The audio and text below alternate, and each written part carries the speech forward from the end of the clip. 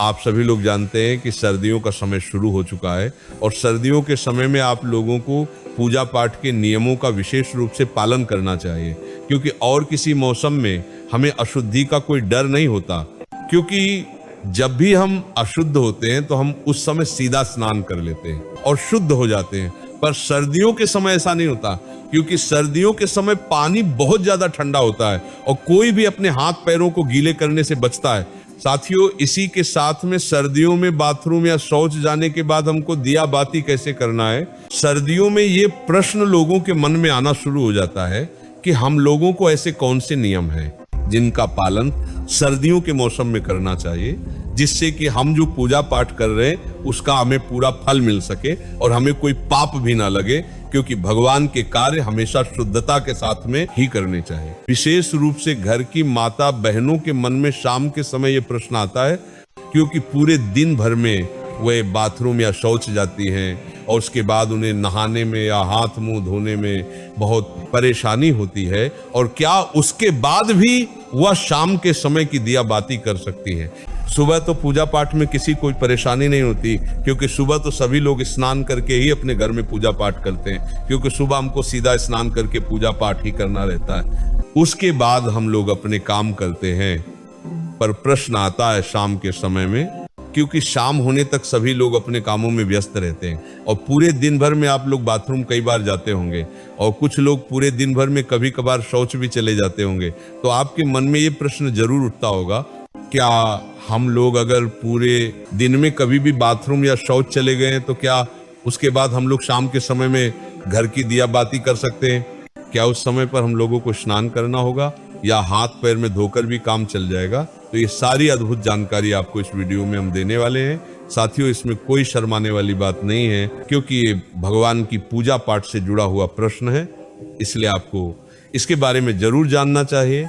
ये प्रश्न आपको सिर्फ और सिर्फ सर्दियों के मौसम में आएगा, क्योंकि इस मौसम में शुद्धता का ध्यान रखने में, बार बार हाथ पैर धोने में, स्नान करने में लोगों को परेशानी होती है, क्योंकि पानी बहुत ज्यादा ठंडा होता है। देखिए साथियों, आपने सुबह एक बार अपने घर में दिया बाती कर लिया, मंदिर में जाकर भी अगर आप दिया बाती करते तो आप सीधा स्नान करके पूजा पाठ या दिया बाती करते हैं तो सुबह तो किसी को कोई परेशानी नहीं रहती है, पर सुबह के बाद में आपके पास पूरा दिन रहता है और फिर शाम का समय आता है। साथियों, अब शाम होने तक बहुत सारे लोग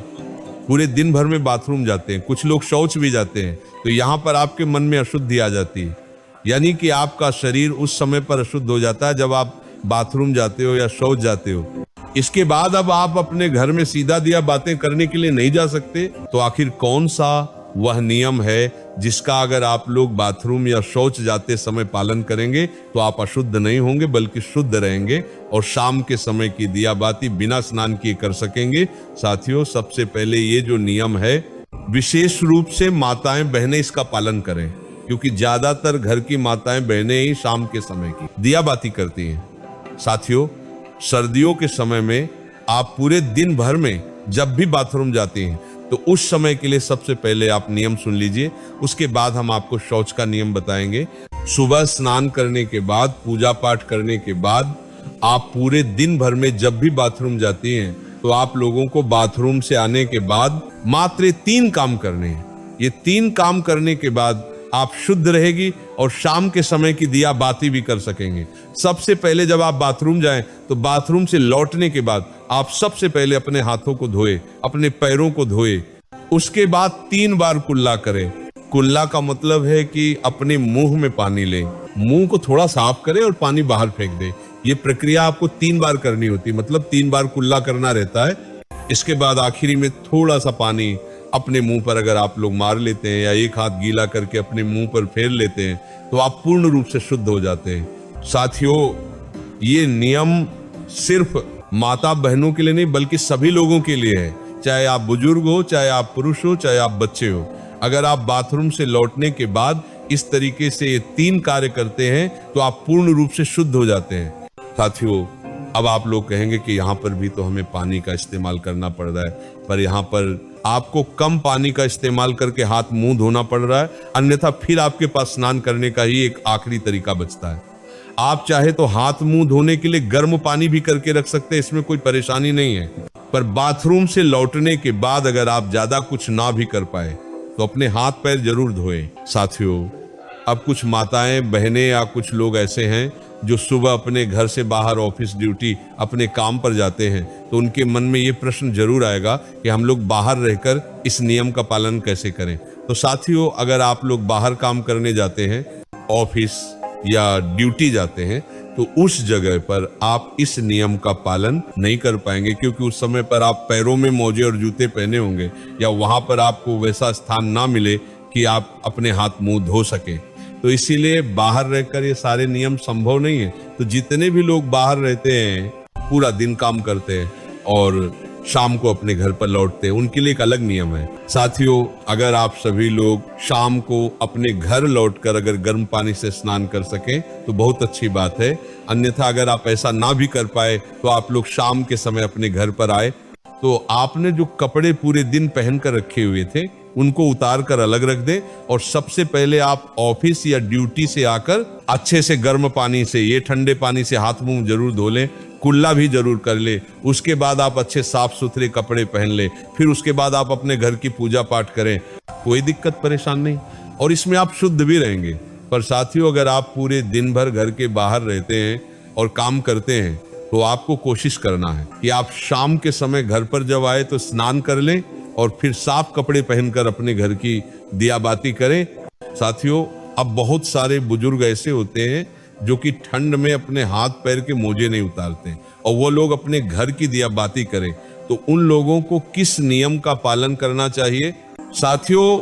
जितने भी बुजुर्ग जन हैं वो लोग बाथरूम जाते समय भले पूरे दिन मोजे न उतारे और सिर्फ हाथ धोकर कुल्ला करके बाहर आ जाए, पर जब आप शाम के समय अपने घर में दिया बाती करें या मंदिर जाएं तो उस समय आप वह पैर के मोजे उतार कर ही जाएं, और हो सके तो शाम के समय की दिया बाती से पहले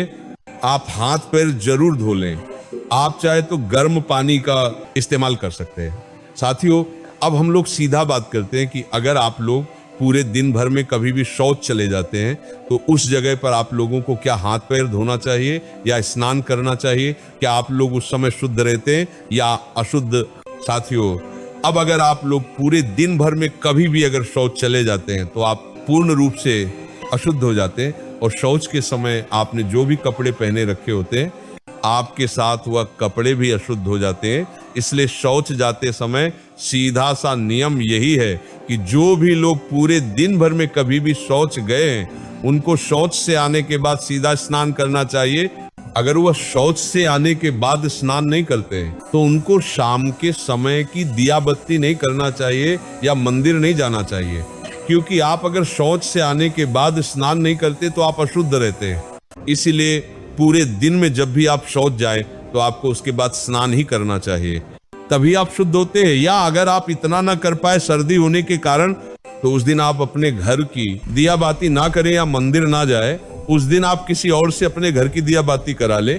साथियों, यहाँ पर प्रश्न ये आता है कि सर्दियों के समय ज्यादातर लोग मोटे मोटे कपड़े या स्वेटर वगैरह पहने रहते हैं, तो अगर वह शौच जाते हैं तो इतनी सारी चीजों को धोना संभव नहीं है, तो वह क्या करें? तो साथियों, उस समय पर आप जब शौच जा रहे हो तो उतने ही कपड़े पहन कर जाएं जितने को आप बाद में धो सके, बाकी के कपड़े उतार कर बाहर रख जाएं और शौच से लौटकर आप खुद स्नान करें। उन कपड़ों को भी धोए जिन्हें आप पहन कर गए थे, फिर स्नान करके आप वो मोटे कपड़े या सर्दी वाले कपड़े पहन सकते हैं जो आपने पहले ही उतार कर बाहर रख दिए थे। साथियों, अब हमने जितने आपको ये नियम बताए हैं सर्दियों के समय से जुड़े हुए, ये नियम छोटे बच्चे, बुजुर्ग जन जिनकी तबीयत ठीक नहीं है, इन पर लागू नहीं होते। इसलिए आप इन सभी बातों का ध्यान रखते हुए ही इन नियमों का पालन करें। बाकी भगवान के मंदिर भी अगर आप जा रहे हैं तो भी आपको इन सभी नियमों का पालन करना चाहिए।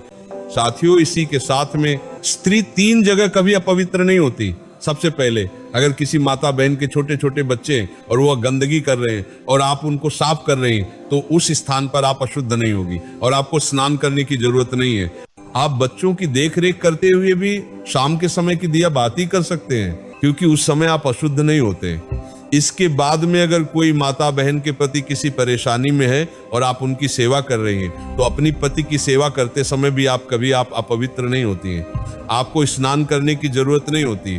इसके बाद अगर कोई स्त्री अपने घर में बुजुर्ग सास ससुर की सेवा कर रही है, गंदगी साफ कर रही है, तो उस जगह पर भी वह स्त्री अपवित्र नहीं होती है। इन 3 स्थानों में अगर स्त्री या माता बहन किसी की भी सेवा कर रही है तो वह कभी अपवित्र नहीं मानी जाती हैं, और हाथ मुंह धोकर भी शाम के समय की दिया बाती कर सकती हैं, उनको स्नान करने की जरूरत नहीं है। इसके अलावा आपको जो हमने नियम बताए उन स्थानों पर आपको फिर स्नान करने की जरूरत होगी, उसके बाद ही आप शाम के समय की दिया बाती कर पाएंगे। तो भक्तजनों, ज्ञान मार्गी शाखा चैनल पर श्री प्रेमानंद जी महाराज का सत्संग सुनने के लिए आप सभी का बहुत बहुत धन्यवाद है। आगे इस तरह और भी सत्संग सुनने के लिए ज्ञान मार्गी शाखा चैनल को सब्सक्राइब कर लीजिए और इस सत्संग को लाइक कर दीजिए और कमेंट्स में राधे राधे लिखना ना भूलिए। जल्दी लेकर आते हैं महाराज श्री के और भी इसी तरह के सत्संग। तब तक के लिए जय श्री कृष्णा, जय श्री राधे।